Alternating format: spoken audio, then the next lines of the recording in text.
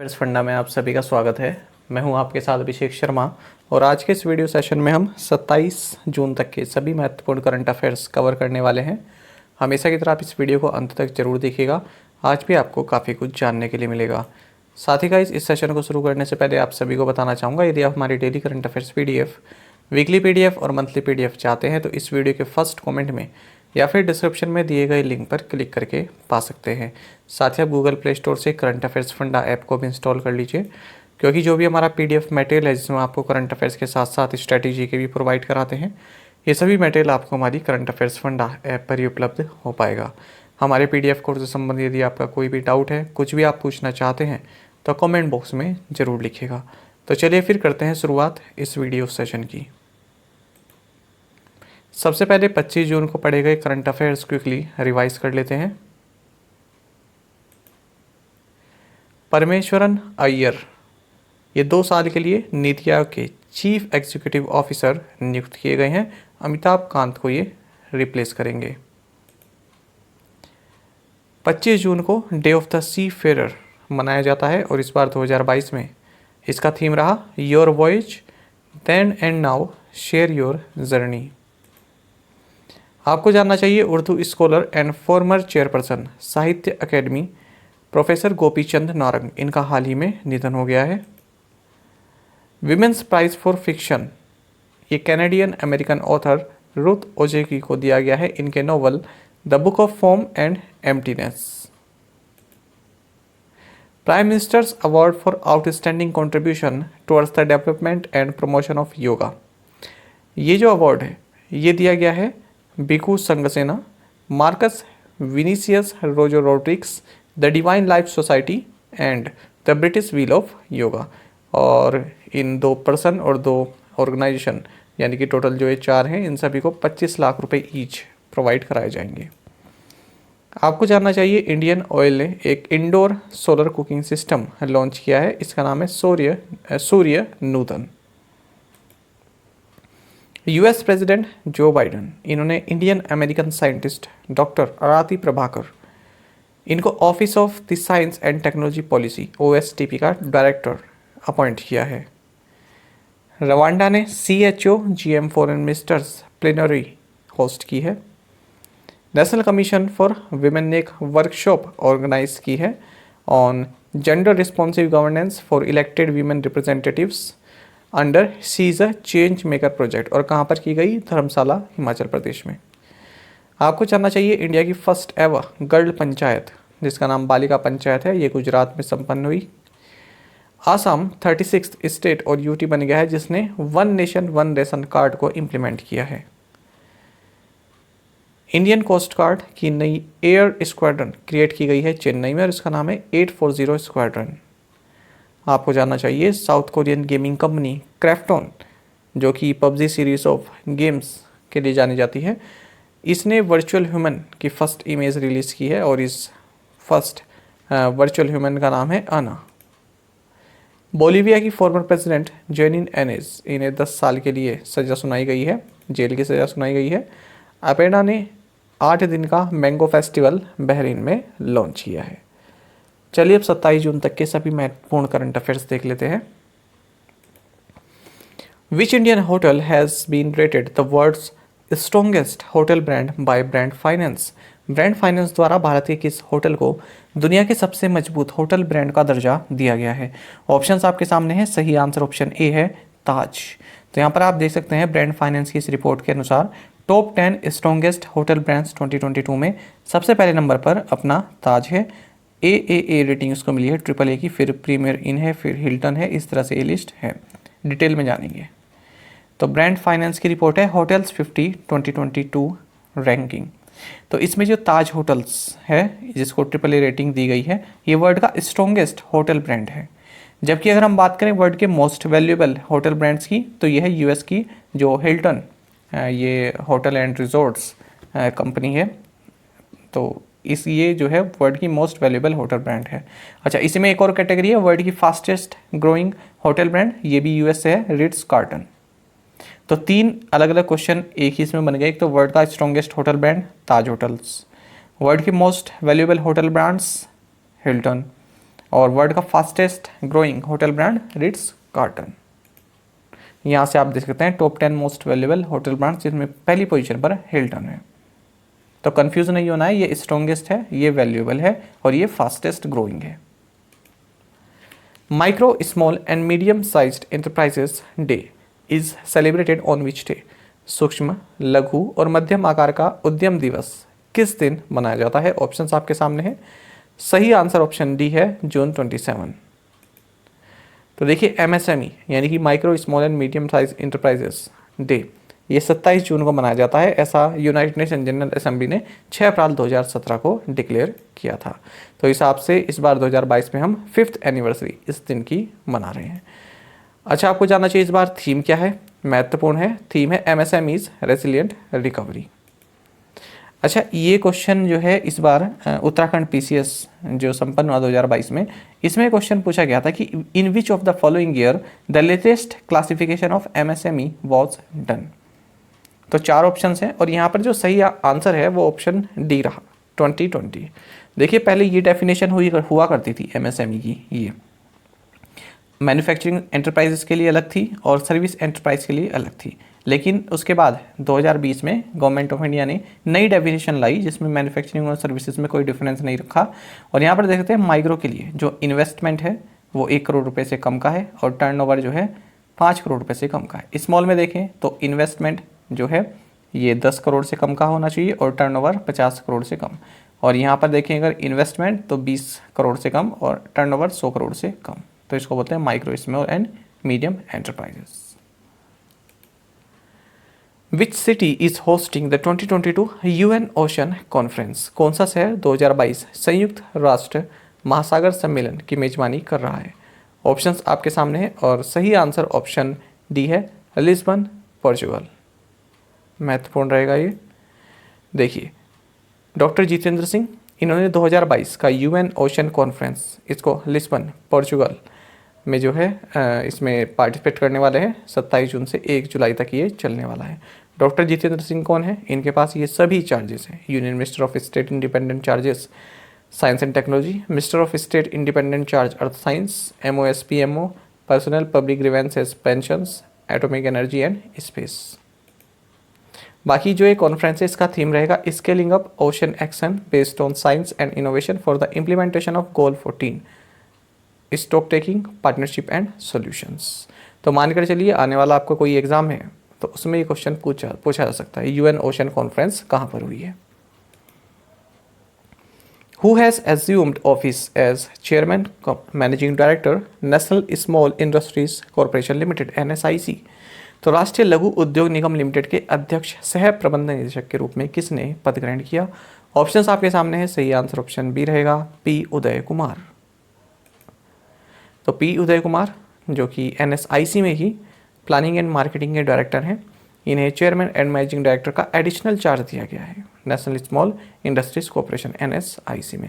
आपको बता दें NSIC ISO 9001:2015 सर्टिफाइड मिनी रत्न गवर्नमेंट एजेंसी है जो जिसकी स्थापना 1955 में ministry of micro small and medium enterprise के तहत की गई थी।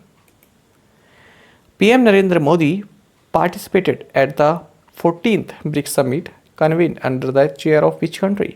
प्रधानमंत्री नरेंद्र मोदी ने किस देश की अध्यक्षता में आयोजित 14वें ब्रिक्स शिखर सम्मेलन में भाग लिया है? ऑप्शंस आपके सामने हैं। सही आंसर ऑप्शन बी रहेगा चाइना। तो यहाँ पर क्वेश्चन इस तरह से बन सकता है कि ये कौन सा एडिशन था ब्रिक्स समिट का? तो ये 14th समिट था, ये भी आप याद रखें। तो देखिए 14th ब्रिक्स समिट, ये चाइना के जो प्रेसिडेंट हैं शी जिनपिंग, इन्होंने इसकी अध्यक्षता की और भारत के जो प्राइम मिनिस्टर नरेंद्र मोदी इन्होंने इसमें पार्टिसिपेट किया। और कौन कौन है इसमें? ब्राज़ील के प्रेसिडेंट जेर बोल्सोनारो, रशिया के president Vladimir Putin, south Africa के प्रेसिडेंट साइरिल रामाफोसा, इन्होंने इसमें पार्टिसिपेट किया है और इन्होंने लास्ट में फिर बीजिंग डिक्लेरेशन एडॉप्ट किया। आपको जानना चाहिए महत्वपूर्ण रहेगा थीम क्या है। इस बार जो ब्रिक्स समिट हुई है ये 14, इसका थीम है foster high quality BRICS partnership usher in a new era for global development. BRICS के बारे में आपको जानना चाहिए कि जो ब्रिक ग्रुपिंग थी इसकी फर्स्ट फॉर्मल समिट ये 2009 में येकाटेरिनबर्ग रशिया में हुई थी। यहाँ पर लिखा है ब्रिक 2009, क्योंकि तब तक साउथ अफ्रीका शामिल नहीं हुआ था। साउथ अफ्रीका साल 2010 में शामिल हुआ था, तो उससे पहले केवल ब्रिक ही था ये। जब साउथ अफ्रीका शामिल हुआ तब ब्रिक्स बना। तो पहली फॉर्मल समिट तो इसकी रशिया में थी 2009 में, लेकिन जो फर्स्ट कंप्लीट समिट है जब ये ब्रिक्स बन गया, उसके बाद पहली समिट ये 2011 में हुई थी चाइना में। अच्छा, कई बार ये क्वेश्चन पूछा जाता है कि ये ब्रिक जो शब्द है ये किसके द्वारा दिया गया। तो जो ब्रिक है ये जिम ओनेल, इनके द्वारा ये शब्द दिया गया था। बाकी हेडक्वार्टर्स शंघाई में है। VLSRSAM was successfully flight tested by DRDO and the Indian Navy off the coast of Odisha. What is VL Air? VLSRSAM का ओडिशा के तट पर DRDO और भारतीय नौसेना द्वारा सफलतापूर्वक उड़ान परीक्षण किया गया है। यहाँ पर VL का क्या अर्थ है? ऑप्शंस आपके सामने हैं। सही आंसर ऑप्शन सी रहेगा, वर्टिकल लॉन्च। तो देखिए, vertical launch short range surface to air missile, इसको सक्सेसफुली फ्लाइट टेस्ट किया गया है DRDO और इंडियन नेवी द्वारा, जो चांदीपुर कोस्ट है उड़ीसा का, यहाँ पर। International day against drug abuse and illicit trafficking is observed on which day? नशीली दवाओं के दुरुपयोग और अवैध तस्करी के खिलाफ अंतर्राष्ट्रीय दिवस किस दिन मनाया जाता है? ऑप्शंस आपके सामने हैं। सही आंसर ऑप्शन डी रहेगा, जून 26। 26 जून को ये मनाया जाता है 1989 से, international day against drug abuse and illicit trafficking. और इस बार 2022 में इसका थीम है addressing drug challenges in health and humanitarian crisis. आपको जानना चाहिए एक वर्ल्ड ड्रग रिपोर्ट भी लॉन्च की जाती है, किसके द्वारा? United Nations office on drug and crime, जिसका हेडक्वार्टर्स वियना ऑस्ट्रिया में है। International day in support of victims of torture is observed on which day? अत्याचार के पीड़ितों के समर्थन में अंतर्राष्ट्रीय दिवस किस दिन मनाया जाता है? ऑप्शंस आपके सामने हैं। सही आंसर ऑप्शन डी रहेगा, जून 26। तो देखिए, 26 जून को international day in support of victims of torture मनाया जाता है, और इस बार 2022 में इसका थीम है torture a crime against humanity.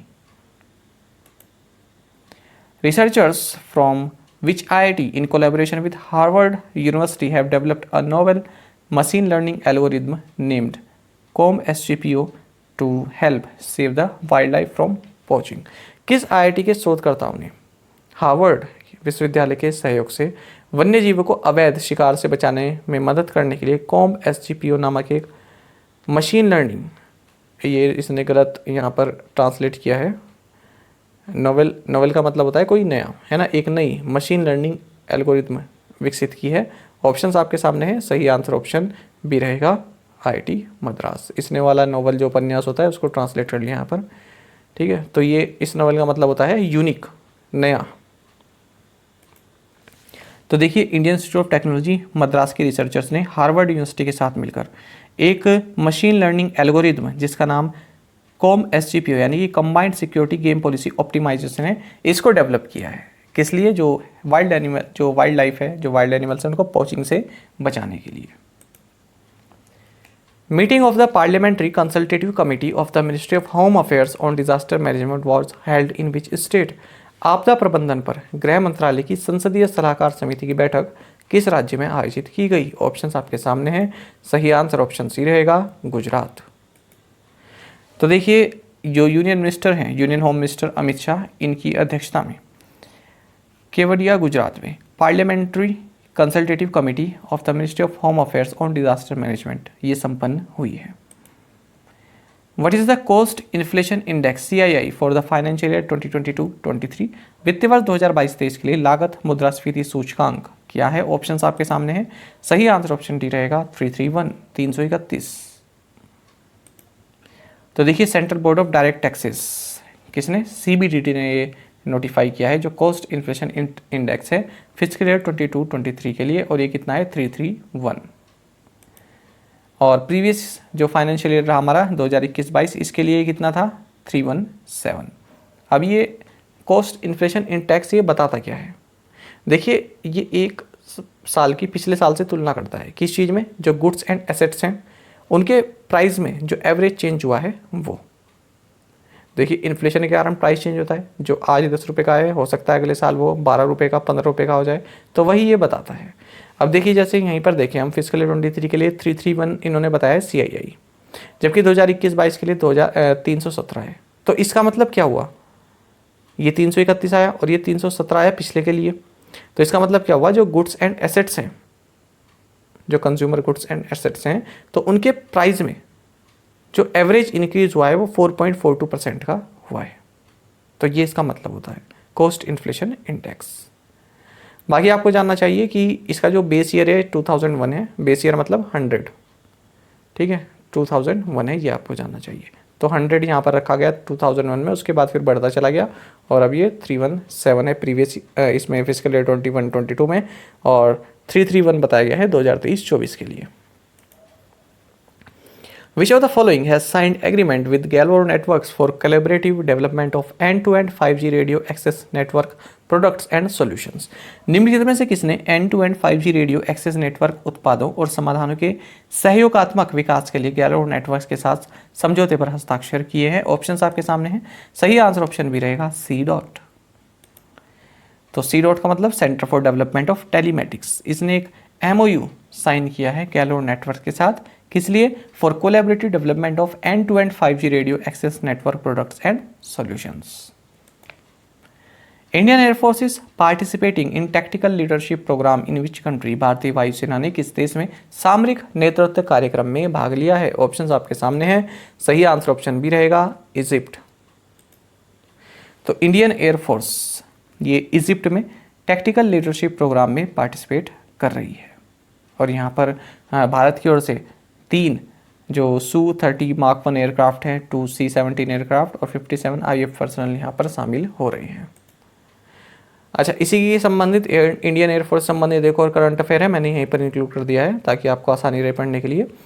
तो इंडियन एयरफोर्स ने कैप्स्टोन सेमिनार इसको कंडक्ट किया है एयरफोर्स ऑडिटोरियम न्यू दिल्ली में, और इसी के साथ पहला warfare and aerospace strategy programme भी संपन्न हुआ।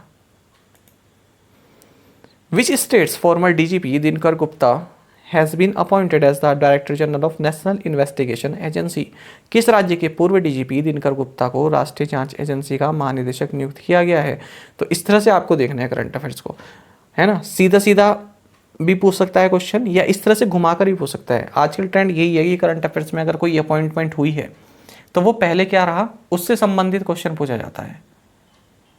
तो देखिए यहाँ पर सही आंसर ऑप्शन ए है Punjab.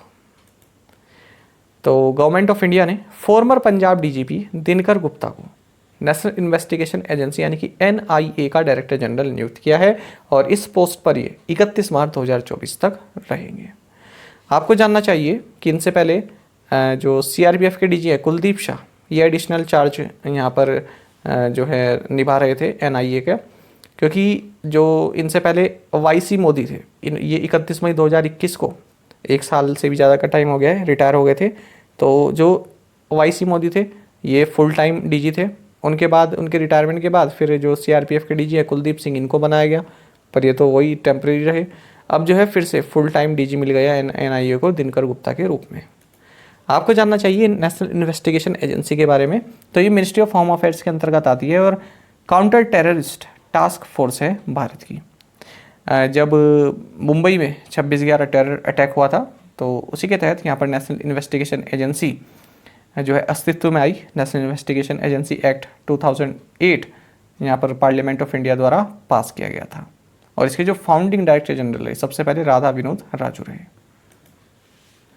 Union minister of state for environment, forest and climate change Ashwini Kumar Choubey adopted a 1-year-old tiger for 1 year in Bengal Safari Siliguri and named him what? केंद्रीय पर्यावरण, वन और जलवायु परिवर्तन राज्य मंत्री अश्विन कुमार चौबे ने बंगाल सफारी सिलीगुड़ी में 1 साल के लिए 1 साल के बाघ को गोद लिया है, और उसका नाम क्या रखा है? ऑप्शंस आपके सामने। सही आंसर ऑप्शन डी रहेगा अग्निवीर। तो जो अश्विनी कुमार चौबे हैं इन्होंने 1 साल के लिए जो 1 साल का टाइगर है उसको अडॉप्ट किया है और उसका नाम रखा है Agniveer. Who launched policy and portal of e-auction for commercial earning non-fair revenue contracts? वाणिज्यिक कमाई, गैर किराया राजस्व अनुबंधों के लिए ई नीलामी की नीति और पोर्टल किसने लॉन्च किया? ऑप्शंस आपके सामने हैं। सही आंसर ऑप्शन सी है अश्विनी वैष्णव। देखिए जो यूनियन मिनिस्टर ऑफ रेलवेज हैं अश्विनी वैष्णव, इन्होंने रेल भवन में policy and portal of e auction for commercial earning non fair revenue contracts इसको लॉन्च किया है। तो अब जो ऑक्शन है वो जो Indian railway e procurement system का ई ऑक्शन लीजिंग मॉड्यूल है, इसके तहत जो ऑक्शन है वो प्रोवाइड कराए जाएंगे, जो है संपन्न होंगे। तो अब जो बिडर हैं, जो बिड लगाने वाले हैं, वो भारत में कहीं भी किसी भी कोने में हो, तो उनको बस अपने आप को सेल्फ रजिस्टर करना है एक बार, और उसके बाद वो जो है इंडियन रेलवे की कोई भी जो फील्ड यूनिट है उसमें ऑक्शन लगा सकते हैं, उसमें ऑक्शंस जो होते हैं उसमें पार्टिसिपेट कर सकते हैं। The prime minister Narendra Modi inaugurated वाणिज्य भवन and which portal and launched which portal. प्रधानमंत्री नरेंद्र मोदी ने वाणिज्य भवन का उद्घाटन किया और किस पोर्टल का शुभारंभ किया? ऑप्शंस आपके सामने है। सही आंसर ऑप्शन बी रहेगा, निर्यात। तो देखिए, प्राइम मिनिस्टर नरेंद्र मोदी ने वाणिज्य भवन को इनॉग्रेट किया है और साथ ही national import export for yearly analysis of trade portal यानी कि निर्यात पोर्टल को भी लॉन्च किया है। मानकर चलिए ये क्वेश्चन भी आपसे पूछा जाएगा। ऐसा भी पूछ सकते हैं, जो जैसा मैंने आपको क्वेश्चन बताया कि कौन सा पोर्टल, या फिर और किसी तरह से भी पूछा जा सकता है। वैसे मेन यही रहेगा कि कौन सा पोर्टल लॉन्च किया है या फिर किसने लॉन्च किया, ऐसा पूछ लेंगे। तो महत्वपूर्ण है निर्यात पोर्टल, याद रखिएगा। अब जो वाणिज्य भवन है यानी कि एक तरह की बिल्डिंग है, किसकी? जो ministry of commerce and industry के दो डिपार्टमेंट हैं, डिपार्टमेंट ऑफ कॉमर्स और department for promotion of industry and internal trade DPIIT। तो इसी की एक जो है कॉम्प्लेक्स यहाँ पर इनोग्रेट किया गया है। और जो निर्यात पोर्टल है ये क्या है? तो निर्यात पोर्टल जो 200 से अधिक देशों में 30 कमोडिटी जो एक्सपोर्ट की जाती है उनसे संबंधित इन्फॉर्मेशन प्रोवाइड कराएगा। यानी कि भारत की जो भारत फॉरेन में जो निर्यात करता है ना, जो एक्सपोर्ट करता है, उससे संबंधित जो भी इंफॉर्मेशन है वो निर्यात पोर्टल पर मिलेगी। अच्छा, जब ये PI में लिखा हुआ था तो इसको लॉन्च करने के साथ ही प्राइम मिनिस्टर नरेंद्र मोदी ने फिर से कुछ आंकड़े यहाँ पर बताए जो कि आपके लिए महत्वपूर्ण है, क्योंकि होते भी है। देखिए, इन्होंने कहा कि 2021 में इंडिया का जो एक्सपोर्ट है टोटल, ये 670 बिलियन US डॉलर का रहा है, यानी कि 50 लाख करोड़ का रहा है। और जो मर्केंडाइज एक्सपोर्ट रहा ये 400 बिलियन यानी कि 30 लाख करोड़ को इसने क्रॉस कर दिया। और यहीं नहीं रुका, आगे जाकर इसने इस रिकॉर्ड को भी क्रॉस किया और 418 बिलियन US डॉलर जो है भारत का मर्केंडाइज एक्सपोर्ट रहा है। Who has been appointed the new chief of the intelligence bureau? Intelligence bureau का नया प्रमुख किसे नियुक्त किया गया? ऑप्शंस आपके सामने है। सही आंसर ऑप्शन ए है, तपन डेका। तो इंटेलिजेंस ब्यूरो में स्पेशल डायरेक्टर हैं तपन डेका और ये नए चीफ बनाए गए हैं इंटेलिजेंस ब्यूरो के। और अरविंद कुमार को ये रिप्लेस करेंगे। जून 30 को इनका रिटायरमेंट है अरविंद कुमार का, तो उनको रिप्लेस करेंगे। बाकी आपको ये भी जानना चाहिए कि जो रॉ है, जो रिसर्च एंड एनालिसिस विंग है, इसके जो करंट चीफ है समंत गोयल, तो इनका भी रिटायरमेंट होने वाला है 30 को, लेकिन इनको 1 साल और एक्सटेंड कर दिया गया, इनका एक्सटेंशन। ठीक है, यहाँ पर देख सकते हैं has been given another extension of 1 year. तो ये दोनों ही अरविंद कुमार और समंत गोयल, ये 30 जून को रिटायरमेंट इनका होना है, तो ये तो रिटायरमेंट ले लेंगे, लेकिन इनको 1 साल और एक्सटेंशन दे दिया गया है। तो ये भी महत्वपूर्ण न्यूज़ है। When was the प्रधानमंत्री Awas Yojana urban was launched? पूछ रहे हैं कि प्रधानमंत्री आवास योजना शहरी कब शुरू की गई थी? ऑप्शंस आपके सामने हैं। सही आंसर ऑप्शन बी रहेगा 25 जून 2015। तो देखिए, ministry of housing and urban affairs, इन्होंने एक वर्चुअल इवेंट लॉन्च किया है। किस लिए? जो प्रधानमंत्री आवास योजना अर्बन है इसके 7 साल पूरे होने के लिए। आपको बता दें, जो प्रधानमंत्री आवास योजना अर्बन है ये 25 जून 2015 को प्राइम मिनिस्टर द्वारा लॉन्च की गई थी।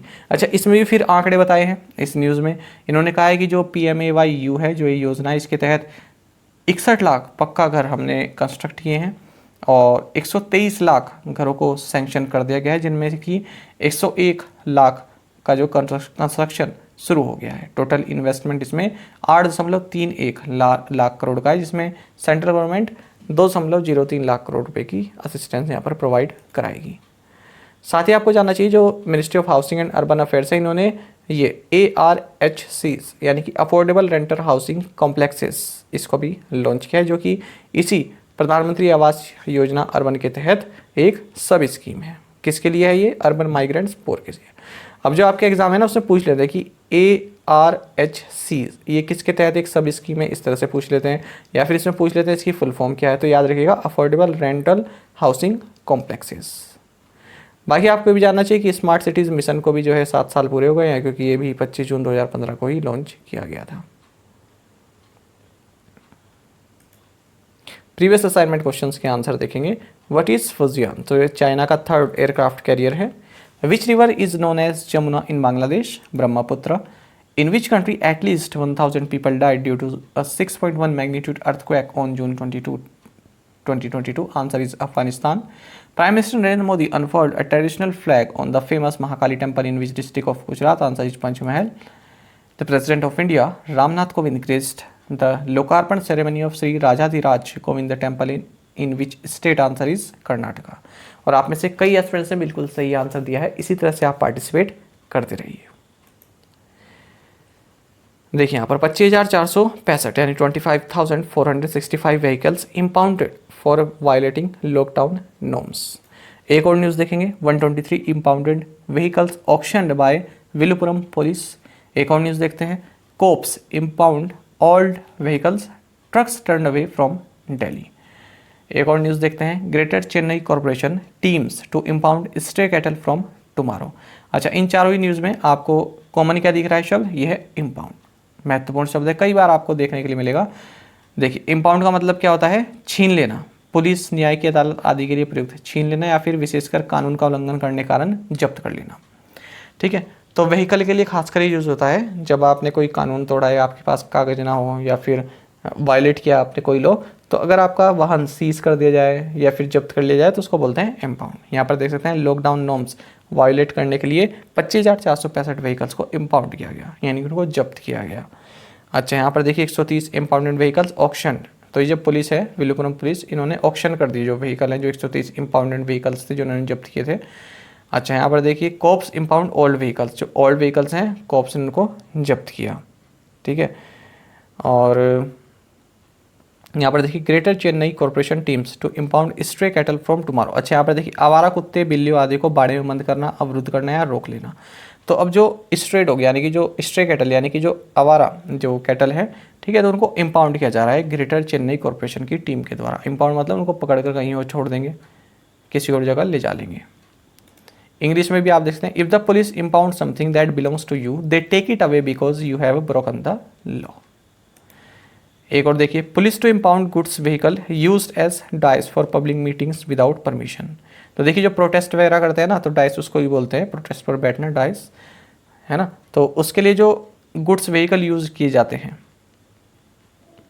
तो उन व्हीकल को भी पुलिस क्या कर लेगी? जब्त कर लेगी। ये इसका कहने का मतलब है, यदि परमिशन आपने नहीं ली है। तो आई होप आप इसको समझ गए होंगे। आज के असाइनमेंट क्वेश्चंस देखेंगे।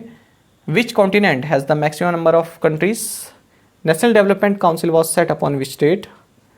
India's current account deficit declines to $billion in Q4 of fiscal year 22. माँ गृध कश्य विधनम, और या फिर आप इसको इंग्लिश में कहेंगे do not be greedy for anyone's wealth is the motto of. ये किसका मोटो है? ये एग्जाम में पूछा गया क्वेश्चन है, तो जरूर आंसर कीजिएगा। The government has increase the agriculture credit target of rupees lakh crore for the 2020-23 fiscal from rupees 16.50 lakh crore for the current fiscal। चलिए वही क्वेश्चन है, ये वाले नहीं करने आपको, ये तो मैंने नेक्स्ट डे के लिए बनाए हुए हैं, वही बताइएगा आप। साथ ही करंट अफेयर्स फंडा को आप टेलीग्राम पर भी ज्वाइन कर सकते हैं। यहाँ पर रेगुलर वीडियो अपडेट्स और करंट क्विज हम आप सभी के लिए डालते रहते हैं। साथ ही डिस्कशन ग्रुप में आप किसी भी क्वेश्चन का सोल्यूशन पा सकते हैं। दोस्तों, यहाँ पर हमारे करंट अफेयर्स की प्लेलिस्ट दी गई है, इसको आप जरूर देखें और अपने दोस्तों के साथ, फेलो एस्पिरेंट्स के साथ हमारे करंट अफेयर्स को शेयर जरूर करें। आज का ये सेशन आपको कैसा लगा कमेंट बॉक्स में जरूर बताइएगा। Thank you guys.